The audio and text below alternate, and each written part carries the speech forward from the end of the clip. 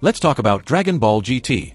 I've watched and rewatched all the mainstream Dragon Ball anime at least once, including Daima and GT. What I'm about to say is entirely my own opinion. I think GT was good. If Dragon Ball Z is an 8.5 out of 10, then GT is a solid 7. Putting continuity aside, GT did a few things really well, and in many ways, it laid the groundwork for Daima to shine.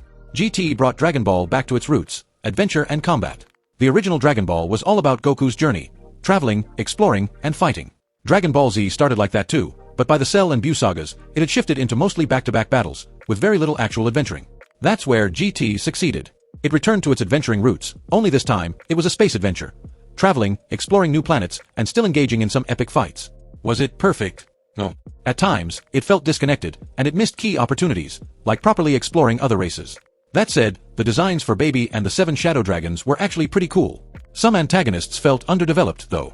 Personally, I don't think the Shadow Dragons needed to be tied to the overuse of the Dragon Balls. They could have been a race of ancient dragons who swallowed the Dragon Balls for their magical power, or something like that. Another missed opportunity. The Galactic Patrol. It could have added so much more world building. Also, Gohan was sidelined unnecessarily, and we could have had more characters involved in the adventure. And of course, it still stings that Pan never turned Super Saiyan. But all in all, GT was a fun watch. The formula set by GT is almost the same one Daima is now using, just in a demon realm setting.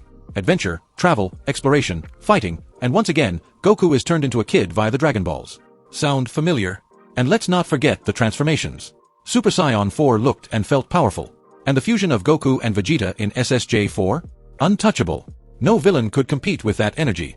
To conclude, a lot of people hate on Dragon Ball GT, but I honestly think it's an enjoyable show, a solid 7 out of 10 action-adventure anime that deserves more respect. And with Daima and Dragon Ball Super showing us that continuity doesn't really matter anymore, there's no reason not to give GT a chance. So yeah, go watch Dragon Ball GT.